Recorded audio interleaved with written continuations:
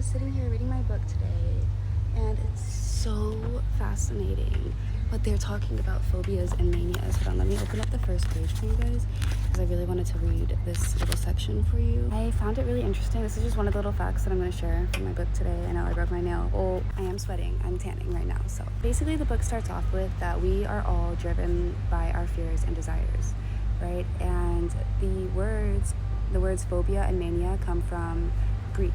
So the word phobia derives from phobos, the Greek god for panic and terror, and the word mania, which comes from the Greek word madness. All phobias and manias are cultural creations, the moment at each which was identified or invented, marking a change in how we thought about ourselves. And I just find it really, really interesting that we've had these words going around since like the 1700s, early 1800s, that we've been diagnosing people with different phobias or manias. And there are also, the book does explain that we have like societal ones. They are not psychiatric diagnoses, but ones that are coined from prejudice or from society, such as homophobia, even though it's not necessarily an actual phobia, but it's derived from the actual society. And anyways, what I'm thinking about this is like, yeah, we are all driven by our desires and fears. And as I keep getting into this book, I will keep sharing this with you.